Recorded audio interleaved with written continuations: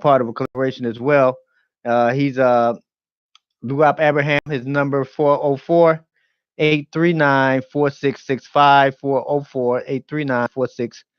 404-839-4665.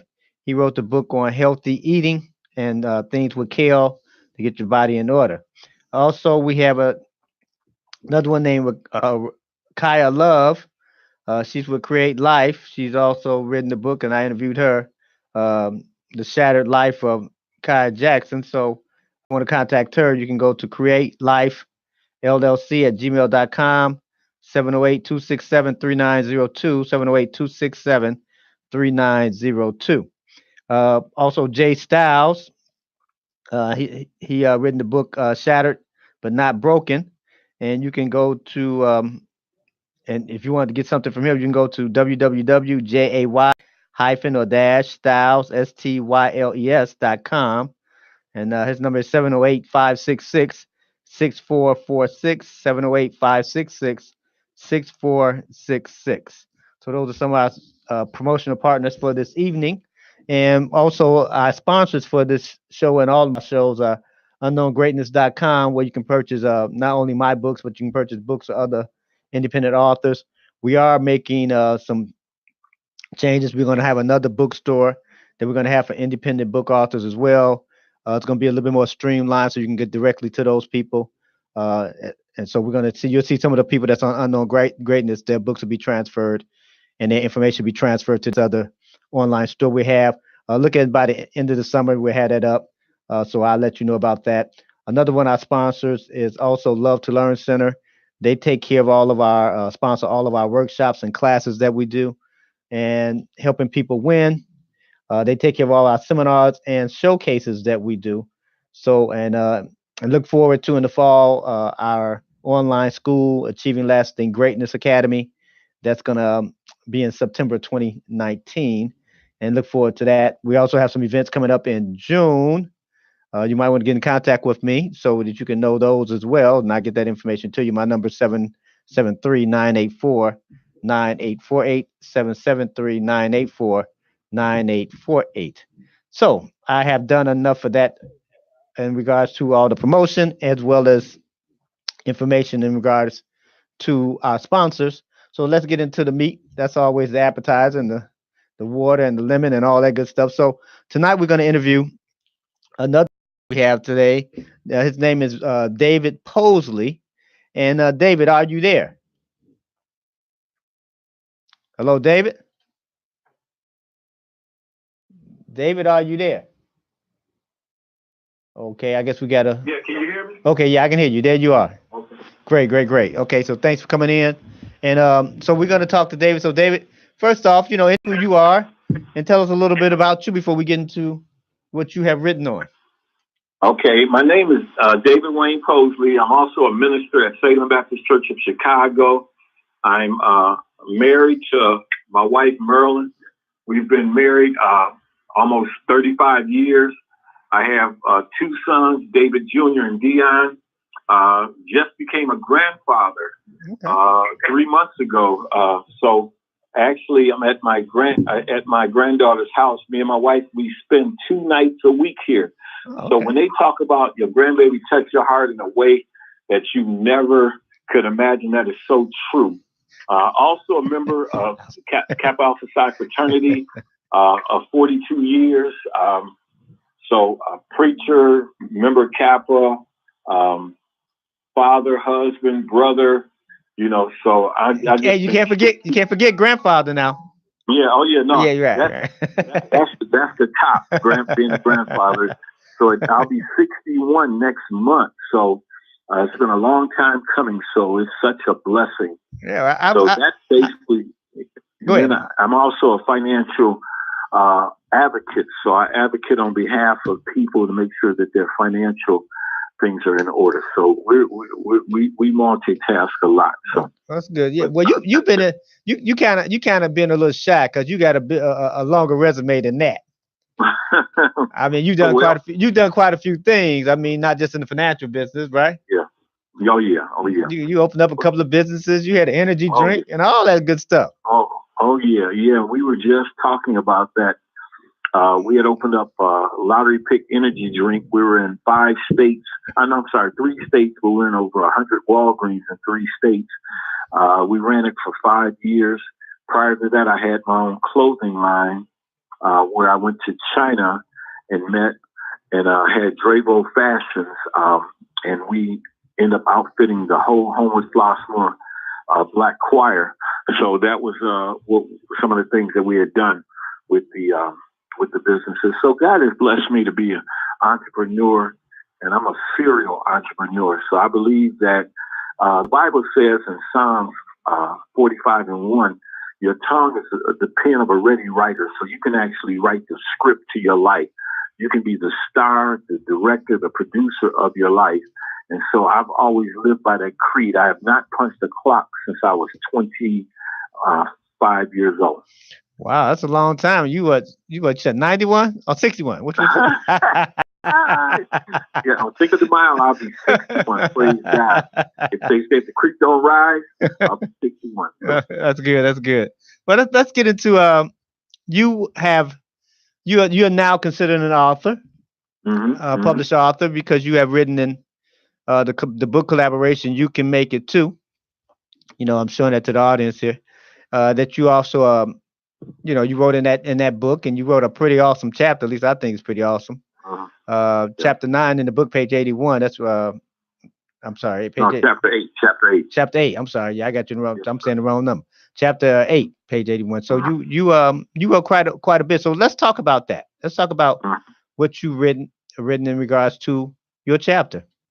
Well, first of all, I want to give you kudos because I met you probably about between 7 and 10 years ago. I can't remember exactly when, but you encouraged me. You told me I had a couple of books in me, and I was like, well, no, I might have one in me, And then I was just kind of procrastinated, and then my father died a couple years ago, and you came to me and you said, here, David, why don't you do this?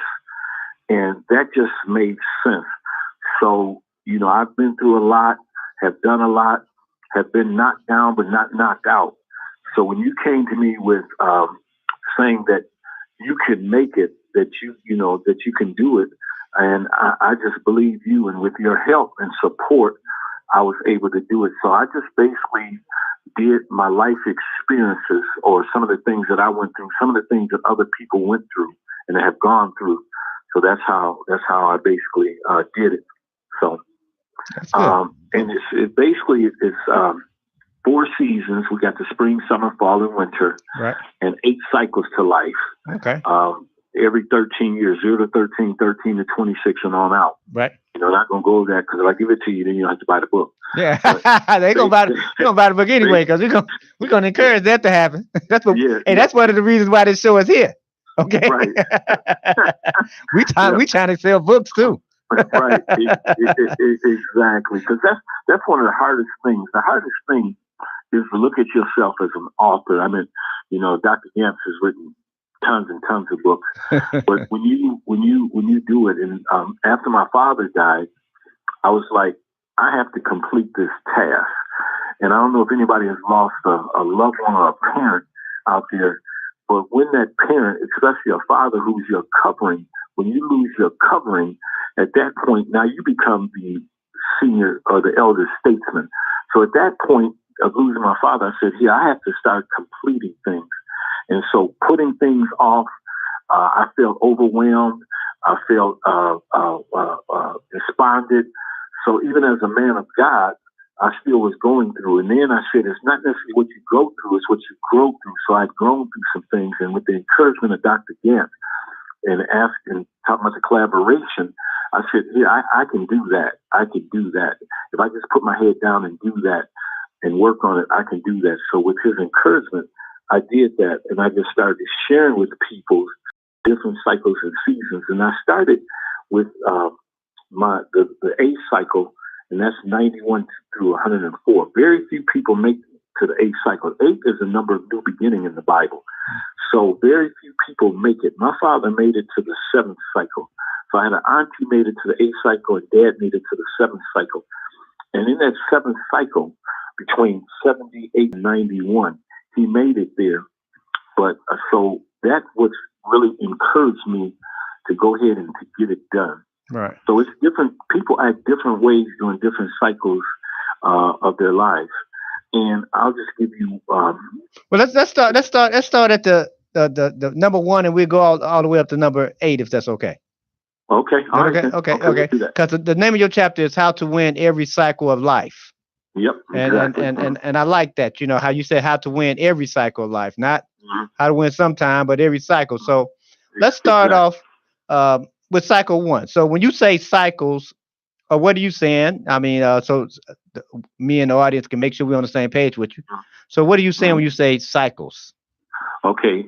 The first cycle is spring, and that's 0 to 13. And between the ages of 0 to 13, a young girl, for the most part, can't get pregnant. So that's the first cycle. That's the spring of life. Everything is fresh. Everything is vibrant. Everything, you believe that you can conquer and tackle the world because it's the spring of life. Flowers are blooming. Everything is blooming around you.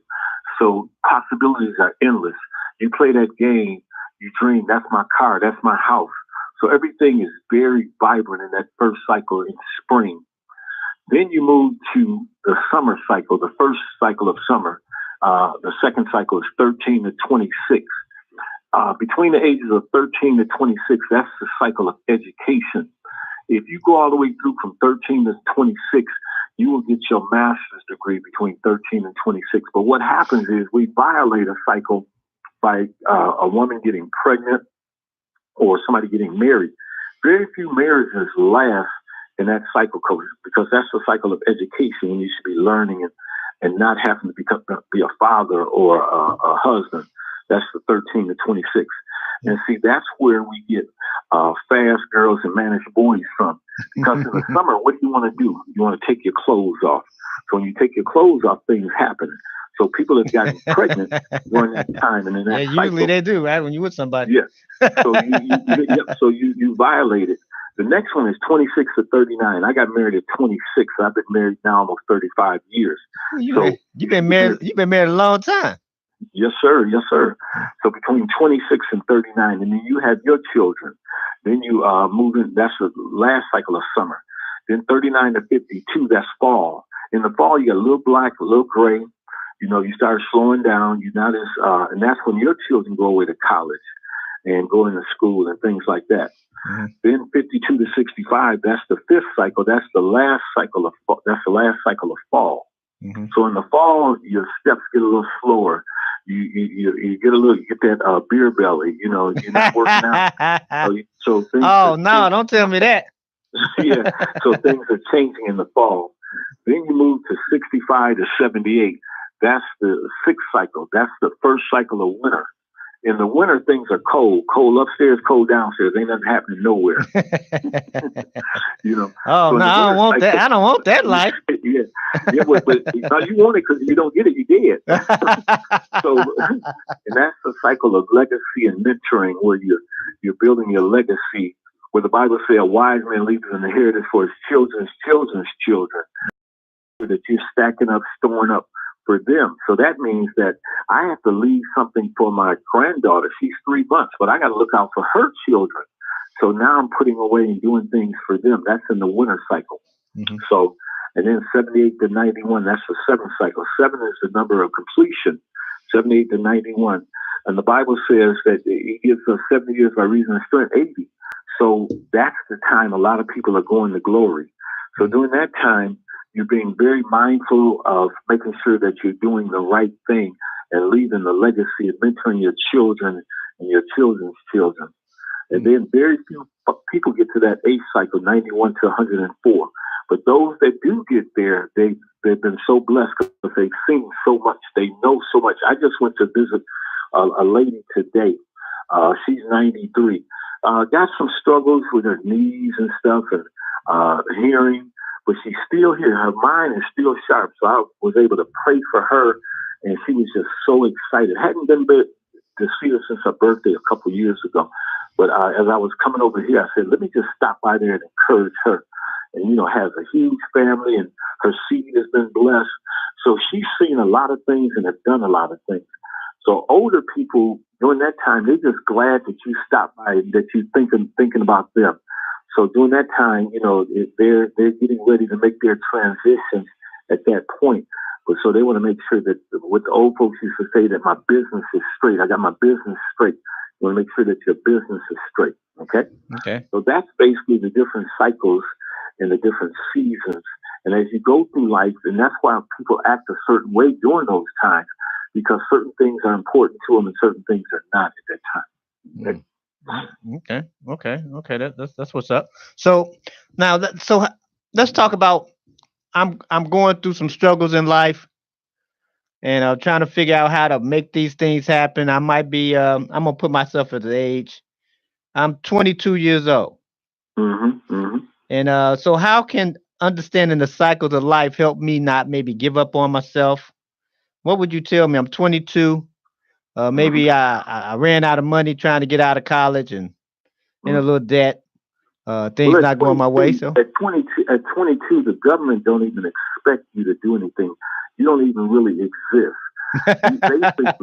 Basically from 25 to 65 is the 40 years of your earning, your growing potential. So at 22, that's why it's about education at this point in time. Hello? Yeah. Okay. So at 22, your thing is about education. So learning the best things about life, learning how to just figure out where, because you're still trying to figure out at 22. Right. Because I think back to when I was 22, I was a ball of confusion. Yeah, most people are, right? Yeah, you just don't get it weak. So don't give up on yourself, because this is a time of learning. So, and we'll give you, and see, older people will give you the benefit of the doubt during that time, because they don't expect you to be taking care of yourself. You're still living at home with your mother, your father, your grandparents, or other loved ones. So let's try to figure out where you want to go. Mm-hmm. So once you figure out where you want to go, what's your purpose in life? What drives you? What's your why? What your why is? What has you? What has you? What would you do even if you didn't have to worry about money and you did it free? What would you do then? So I would help you to kind of figure out where you want to go. What's your path? So when you figure out your path, then you read every book, become an expert at it. Once you've done 1,000 hours, you become an expert at the thing that you are trying to accomplish. So that's how I would kind of coach that 22-year-old at this point in time in life. And that, right. The government don't expect you to do anything. Your parents they will help you. As long as you're trying to help yourself, they will help you. Right. So right. That's the point in time in your life. You're at the point where people will help you. Okay. Right. So, because what I want people to get to, because obviously we have different people at different ages listen to the show. Yeah. And then obviously, like myself, I'm a parent and my children in their 20s. Right. So, but then I also have some nieces and nephews. Well, nephews, I don't have any nieces, but nephews. And then obviously you have older people. You have some cousins and so forth. So you have people, if you look at it, you have people in all these cycles. Right. And obviously people have challenges in every cycle because, it's part of life. So I want people to obviously get on the show tonight. And obviously I want them to purchase the book as well so that they can not only understand where they are in the cycle, but understand how they can help other people that they love and know as well when they're going through cycles. Let's go back. Let's go back to 22 though. We'll go back here for a minute. Okay. Because I've been out of mama, daddy house probably about 4 years, right? Because I graduated 4 years ago. Okay. Out of high school, and maybe I'm in college. Maybe I'm not. Maybe I went to a year of college and thought that I was smart enough. Don't need to do any more school. Maybe I went to the military and I'm on my way out. But really, the reality is, when you think about it, a person is at 22. They only been an adult, or what you hear sometimes adulting. They only been adulting for 4 years. Right. Now you wouldn't expect your baby at 4 or your grandbaby at 4 to kind of like be a whiz, like know things That's about true. life, right? You would just say, well, he or she is 4, they're going to preschool next year, whatever, right? Kindergarten. But for some reason, when we think, people get, not, I think even when I was 22 and 19 and all these things, for some reason, everybody 45 think you supposed to know everything, right? Right. You 22, you still trying to figure out what you like, what you don't like. Can you, you still trying to figure out this thing called life. You realizing things don't go your way. You coming up and starting to develop your own philosophy. Because now really what mom and dad taught you all those years was their philosophy. Right. What I said, you were renting that. You just renting that philosophy. Now it might have worked well for mom and dad, right? You not saying it was bad or good, it was just theirs. Right. And now some of the things that's happening in life have you test the philosophy that mom and dad taught. Right? Because mom always said, you look out the window after 6 o'clock, your hair gonna fall out, right? And and you thought that was what it was, and now you looking out the window at 7 o'clock, and you grow an afro. You get what I'm saying? So now this is, I think, when parents and children at this time, because now you have to see this person as a young adult, and sometimes it's kind of challenging, and they have to see themselves as a young adult too, but not an old person. And I think that a lot of times they have problems, and I think understanding the cycles can help them. What do you think about that? I think that's totally correct. And what the world that that I came up in is totally different. When I was 22, we weren't worried about getting shot in the street. We weren't worried about drive-bys. We weren't worried about police shooting us. We weren't worried about those kind of things. We had our own challenges. We weren't worried about getting shot. I mean, maybe you get beat up or chased off the side of town or something, but we weren't worried about, we didn't have the same kind of fears that they have, which are real. So, you got your baby boomers. I'm a part of baby boomers, and you got your Gen X. That goes, and each one go about 20 years. Baby boomers from about 1946, 45 to 1965. Then Gen X 65 to 85. And then you got your Gen Ys from 85 to 2005. So you got your Gen Z. So all of them act differently. And your Gen Ys they're in the 22, or the millennials, what they call them. And the millennials want to take you on a journey. They want you to go somewhere with them. And what we want to do as older people is protect you from going through the different things that you have to go through. So, because in their mind, they know everything because of what they learned, their peers, so every one of them want to run a business, so to speak. They don't want to work at a job as the janitor and move up. It's like, I want to be the CEO. So I'm going to be a rapper. I'm going to be a this. I'm going to be a that. So we have to kind of let them do some things as we're still kind of helping them. So, so we got to do it in a way to where we're not pushing them. We're there to help them if they fall. So that's a tough thing as a parent, because you've seen those traps. So you want to protect your children because that's the natural instinct, especially mothers want to nurture them. So we want to make sure that we're there to kind of help them. And sometimes you have to backdoor them. You have to have another person, another adult, share some things with them, because if we saying it, it's just like, well, you're just mom, you're just dad. But if another adult say the same thing that you're saying, it's like, wait a minute, God, that's great. And the same thing that you said, but it wasn't great. When mom and daddy said it, just sound like old stuff, right? Right, exactly. Old folks, somebody else say it, it's like, what, man, that was profound, Dad. And I know. Right. I know. It's like, as they say, like from 0 to 15, 16, we know everything, or 13 or 12. Then between that 14 to 26, 27, we don't know anything as parents. So then by 30, it's like, okay, oh, Dad, Mom, you do know something. Right. So you go through that phase, where, that you don't know anything. So you gotta, there's more than one way to skin a cat. So you gotta use, where it takes a village, you gotta use your village. Right. You gotta use other people, the pastor, the preacher, the coach. Who does your son or daughter respect? So you got to use some of those. A teacher, it might be whoever, it might be the Sunday school teacher at church. It might be a teacher at school. Find out who they respect, and then use them, and never betray that person that is helping you out and assisting. So that's the thing. Right. I like that. I like that. I think that's good with the cycles because Mm-hmm. you know how you said that you have to try to use your village. Here's one thing I always try to encourage people to do, right? Mm-hmm. I think that you should always try to, if you know, volunteer some time to a Mm-hmm. group of people that's like 10 to 15 years younger than you.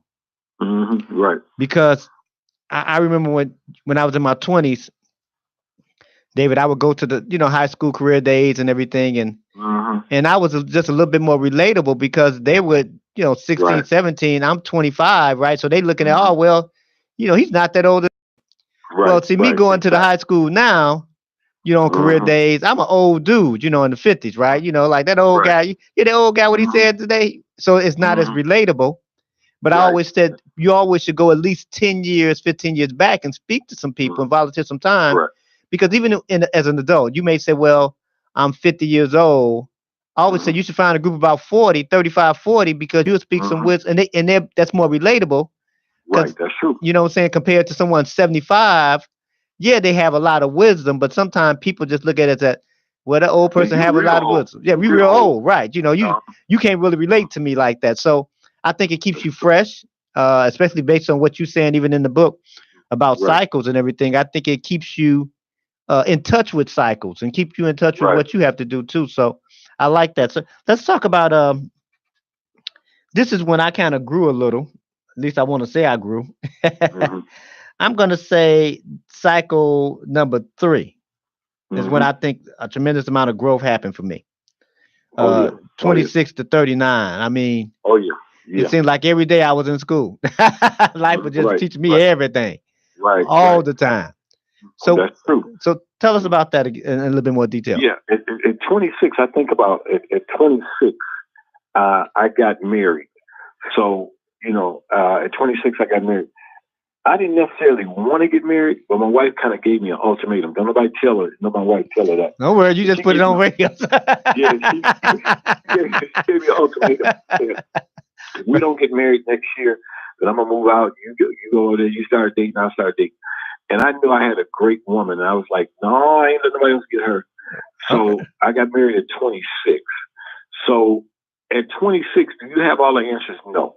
And I'm going to tell you something. You don't have all the answers really no time.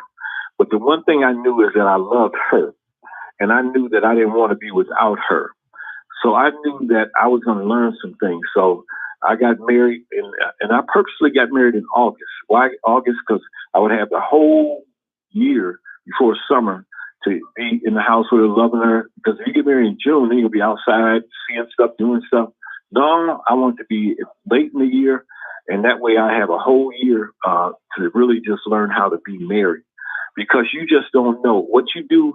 Most people get married, they either do what their parents did or do just the opposite. That's true. Because we don't normally go to a counseling or a marriage counselor or get anything about it. We just we go to school for 4 to 8 years, get degrees. With marriage, we just I love you, you love me, let's get married.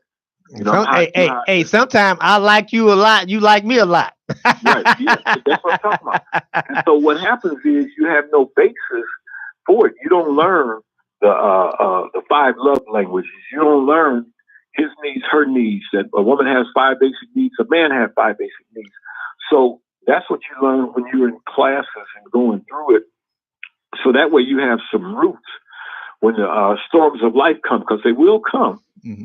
But then you have to do what I call burn your bridges. So once you burn your bridge, it's like there's no way out. Divorce is not an option. So when you decide that we're going to be here for sickness and health, rich, poor, until death do us part, and you really do that, you can make it. But see, what happens is, like I said, sometimes we don't always do that because we haven't learned how to do that. So during that time of 26 to 39, and then you start having children. And then that child, you look at that child and you say, I'll instantly die for that child. But your wife, your husband, you think about, or is it a good day or is it a bad day? Or, I I don't was know about coughing. today. Yeah, exactly. So, and then you talk about your mama, where the Bible says to leave and cleave. You say, don't talk about my mama. I love my mama. But the Bible tells you to leave and cleave. And then you become one flesh, you and your spouse. So during that time, it's a lot of things that you're going through. You're getting that first or second or third job that you're working on, and you're trying to make sure that you can do it and make it for your family. You're buying insurance. You're renting an apartment. You're paying a car note. You went through those times when your lights got turned off or your gas got turned off. All of us been there, and you those red disconnect notices and different things happen. Oh yeah. So you're learning. You're up and down. You're up and down. So you're trying to get that job that you could. And back in the day, we all wanted a job making $25,000 in a company car. Our gas is free. I can drive that. So so we have ambitions, we have goals and dreams and aspirations. But then as we're going through that, then somebody put their thumb on you, and it's like, wait, I can't do that anymore. I can't be what I wanted to be. I can't be the best me. I can't live life to the fullest. So that's where you, at 26 to 39, you're going through that. And, so that's that cycle of life. So as you try to build up and get your children and get them into school, and, now you got to figure out, is the wife going to work? So what we did after my second son, my wife stayed home, because once we figured it out, you're paying a babysitter, you're taking the bus, you're driving downtown, you're eating lunch downtown. Back then it's like, baby, here, you're doing all of that to make what, $100 a week? You might as well stay at home, and I'll just work a little harder. So this way, because your children get your values. Mm-hmm. So they spend 12 to 14 to 15 hours in daycare or somewhere else. So that's why they get other people's values. Just like my granddaughter, my wife is keeping her for the next 8 months. And we live 45 minutes to an hour away from my son. So she's getting up, driving early in the morning, because my daughter and I got to get out of here by 7 o'clock. So, and then she's breastfeeding. So at the school, they don't want to give her breast milk. So do you compromise your values? So that's where it's good to have a village, good to have a support system. So that's what you need during that time. So if you move to a state or a city where you have no family, and you're talking about building a family, who's going to keep the baby? So you got to ask yourself and answer all these different questions. So that's what it is doing 26 to 39. You got really a lot of questions and not a lot of answers. I like that. I like that. Let me ask you this. Just as talking about the cycles, what was it that got you involved yourself? Obviously this is something you lived before you wrote it. Yeah. So what was it that opened your eyes that there were cycles? How did you get to that place that there was cycles when you started? God really kind of gave it to me about 10 years ago. Okay. Because as I was doing things and making mistakes, and some of my peers are doing things and making mistakes, and it's like, wait a minute, this is not just germane to me. A lot of people are doing the same thing and going through some of the same situations. So God really put it on me, and it's like, here, you need to write about that you could make it even in the midst of this storm. Because see, people always make it. And see, one of the things that I always share and ask people, I ask them, have you ever been in a life and death situation? And some people say yes, some say no. And I ask them, what were you willing to do to get out of it? One word. And the one word to get out of it is anything. So you're willing to do anything to get out of it. Now I say, turn it around, flip that, and say, if you go after your dreams, your goals, your aspirations, like your life depends on it, it's one word. Who could stop you? And the word is nobody or nothing. So if you go after everything you want, like your life depends on it, then you're going to make it. So no excuses, because everything in life, Doc, starts out impossible, then difficult, then done. So that's the thing that we go through. So, my grandbaby just came in. Ooh, stop. Yeah, I'm sorry, y'all. Hold on. Well, you're a good parent. That's what y'all do. Yeah. Yeah. Right? Isn't that what y'all do? Yeah. Well, go ahead. I'm sorry. You there? Hold on a second. Let me try to go in. Let me try to move and go in the other room. Okay. Hold on, Mike. Hold on. The top I'll go. You know we on live radio, right? I know. And ain't nobody trying to get to it. They talk about you move out of the room. Yeah. Let me go in this other room. He followed me in here. Yeah. Okay. Go back in there, Grandma. Y'all heard me say no. So, but basically, everything in life starts out impossible, then difficult, then done. So it starts out like, can I make it? Will I make it? You don't even believe that you can make it. But if you just know that, just like with the children of Israel at the Red Sea, they were in a situation where it was very impossible, but they knew that if they kept going, that they would make it. Right. So that's the key. Yeah. Well, see, here's something too, right? Because understanding the cycles, I look at it as like understanding the seasons of life, right? And Yeah, that's it. And understanding the seasons of life is just like before there was a clock to tell time. You know, they told time with the seasons. Right. That's true. And a lot of times people don't realize that your life is not always, your entire life is not always in the same season. Right. You know what I mean? Like you can have a financial harvest, but have a relationship winter. Right? You can be with your job, you in springtime, but then in your health, you might be in summertime. Right? True. You're in all these different areas. So I like how you kind of put the cycles together. And I think so if people want to get in contact with you and purchase the book, how would they do that? They could email me at billionaire DWP at gmail.com, and they could send me their information, and then they can also cash at me at $ David Posley, David Posley, and I send the book out to them. Okay, good. You will sign the book, right? Oh yeah, definitely. We'll sign the book. Great. Yeah, and the book is $30. Right. And and the good thing is you don't just get me; you get the other authors too. Right. So and they're excellent. In fact, one of the guys I worked with didn't know him, Charles Evans. Great story. He's actually chapter 10. We work together. We're both business partners. So you get his story. So you get other great stories in the book, that can help you with different things and that you're dealing with in life. Mine just happened to be, you can make it and how to win in every cycle of life. So it's how do you do that? And one of the things that we're going to do next is finish a whole book, and then also have like a workbook on how to do it that you can, deal with children, adults at church, and different people like that. So that's what we're going to do next as it relates to the book. Right. Okay. I like that. So here's a question for you. Do you speak at, can people call and ask you to come speak and be a keynote speaker or things like that? Oh yes, I definitely do that. In fact, I got to speak next weekend at my brother's church. So we do that. And I also like teach, and I've done motivational seminars.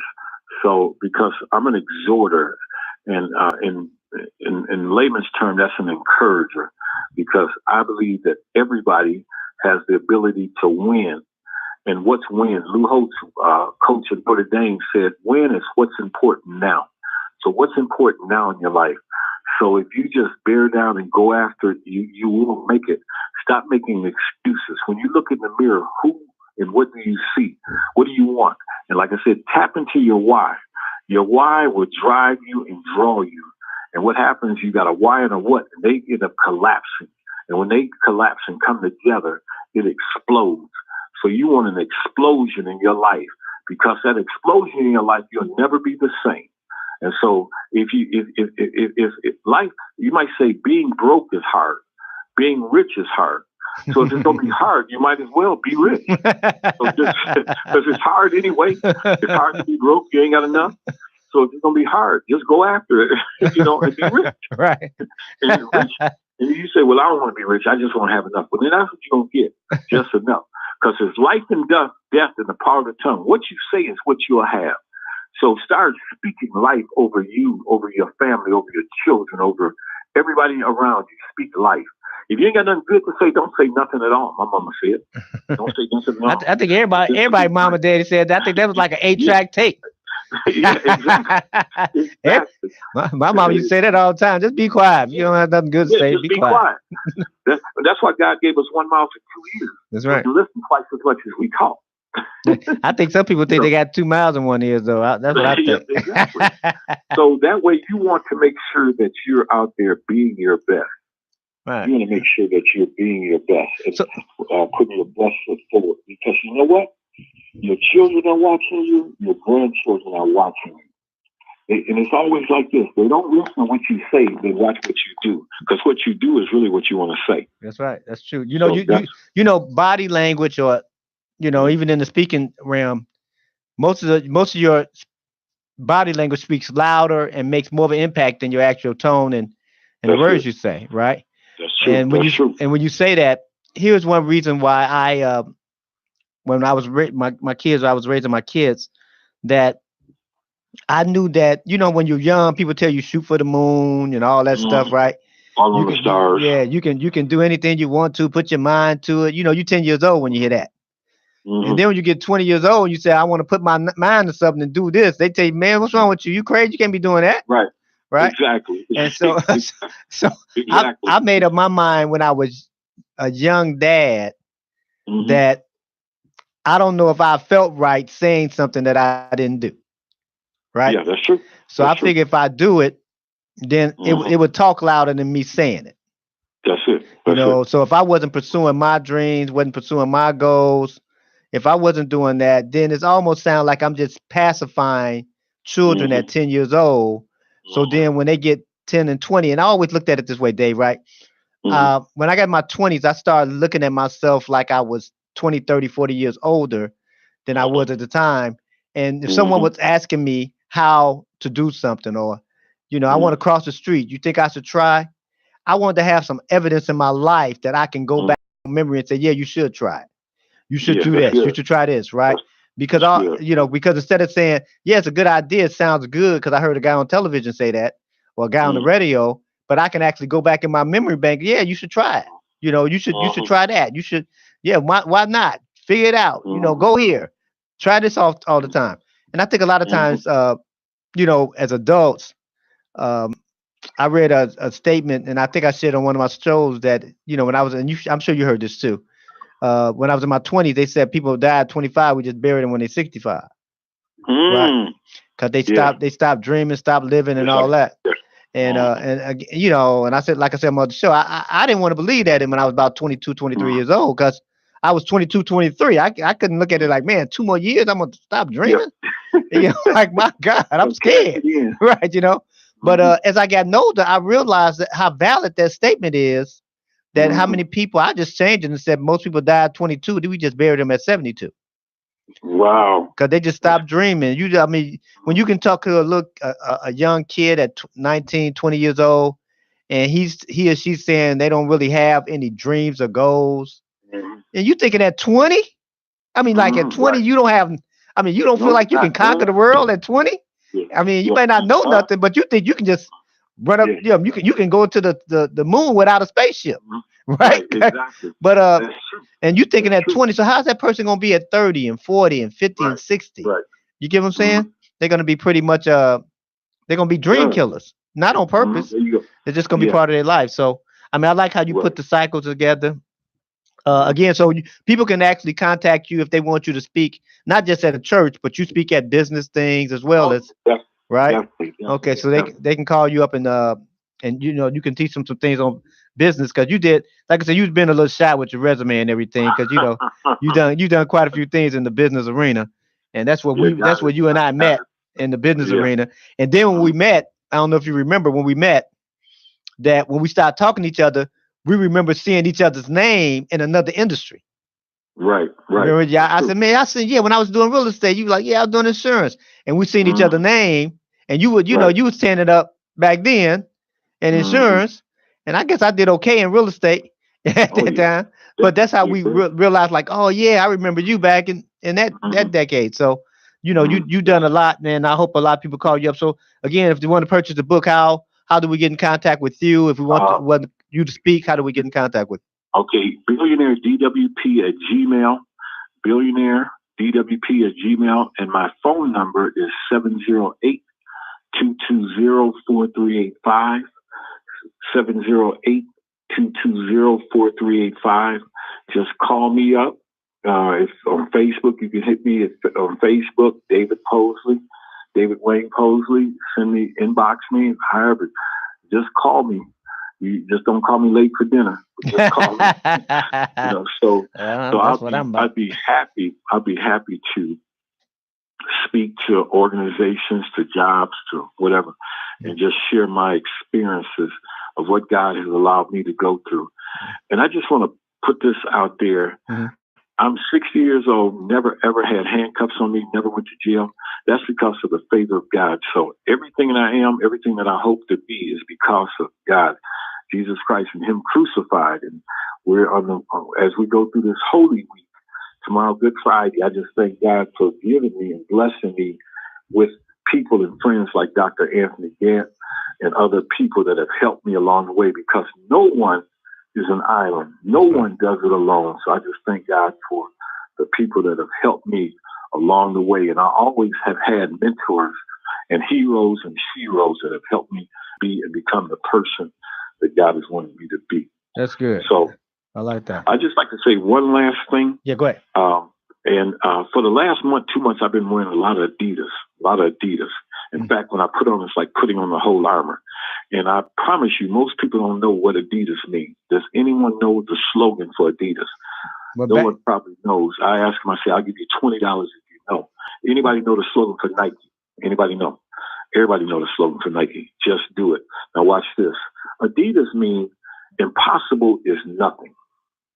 Get that? Impossible is nothing. So I flipped it and said, nothing is impossible. So what I try to do every day, I try to put on some garment. I try to put on either Adidas socks, underwears, T-shirts, something, or the whole outfit. So when I put that on, I become like a Superman. I become Clark Kent going in the phone booth, coming out Superman. I become Bruce Wayne coming out as Batman. So back in the day, we grew up, we had superheroes. So that's what I want to be and become, the superhero for some young man, some young girl, to be able to encourage them, to tell them that you can make it. You can make it if you just keep pushing, if you just don't quit. If you don't give up, you'll make it, because it starts out impossible, then difficult, then done. God bless you, and thank you, Doc. You're more than welcome, man. I appreciate you coming on the show, man. It's been an honor for me to interview you. Thank you again, and obviously you're gonna be at one of our upcoming author showcases as well. Oh, yeah. Doing presenting as well, so people can meet you in person and everything, get the book signed, and actually get your information and all those good things too. Okay. All right, man. I appreciate you, man. Okay, You have a good night. Okay. Okay, thank you, sir. Thank you. Well, again, that was David Posley. He's in the book. You can make it too. It's a book collaboration that I was responsible for, helping 12 people get published, and he was one of the people that wrote in the book. And I just told them all they had to write was 2,000 words, and they didn't realize how quickly they did it. They thought I was going to be shocked because they did it in a weekend, but they had about 2 months to actually write it. But they kind of wrote on some areas in their life that helped them. And so that's one of the things we have. So, you can get in contact with me about the another collaboration that we have going on. And see, like he said, it's 11 other people in the book besides him. So you see how he said something about somebody else's story, that, hey, this person else's story in there. See, that's the power of collaborations, So now he's selling 11 other people, and 11 other people don't even know they're being sold right now. So to me, that's pretty powerful. So I like that as well. Uh, Keep in mind now, I read something, and because I'm about to close out, I only got a couple of minutes, and I read, a friend of mine sent me something a couple of days ago in regards to books and how few books that people read. Now I was kind of surprised when I read it, but I know it's true because I read something else on that years ago as well, about things in that nature. So here, let me just read it to you, and maybe it can help you out as well. And it said that there's a study that says 33% of high school graduates never read another book for the rest of their lives. Then it says 42% of college grads never read another book after college. 57% of new books are not read to completion. 70% of U.S. adults have not read a book, I'm sorry, have not been in a bookstore in the last 5 years. Now it's kind of hard not to be in a bookstore now. You got you got stuff on internet, so you should be able to make it to a bookstore. 80% of U.S. families did not buy or read a book last year. And then it has the more a child reads, the likelier they are able to understand the emotions of others. And if you can understand the emotion of others, you can understand your emotions as well. So obviously, you get catch me on Sunday. I'm going to say something else about that because I'm an advocate of reading books, just like I'm an advocate of writing books. So um, again, you can check me out on Sunday on A Greater You. The book of the month is Becoming a Better Me. You can pick that up at unknowngreatness.com. Monday, I'm on the Great Entrepreneur Show. I will be interviewing another entrepreneur regarding their business. And then after next Thursday, I'll be here again interviewing another author on something that they wrote in the book that they have. I think she's out of DC, the DC area. So we'll be actually, and you know, if you want to be actually interviewed on one of the shows right now, I'm in April. I don't have any spots available right now between July and September. So you need to get with me so you can lock yourself in so that you can start promoting yourself as well before you actually get on there and you can get ready for your interview. Same thing with my show on Monday. I don't have any spots available until after from July to September right now, but those spots will be gone. Trust me, they'll be gone before July and all those dates come. So you might want to get with me as quickly as you can. Keep in mind, I do appreciate you taking the time to look at the show. Also, I need you to hit the share button here on intellectualradio.com. Hit the share button. You'll be notified when there's other shows going on. There's about 50 shows on Intellectual Radio that go on every week. And if you hit the share button, you'll be notified of all these different shows and all these different things that's happening on Intellectual Radio as well. So I do appreciate you taking the time, and keep in mind, remember that great authors aren't born, they're made. And I'll see you next time.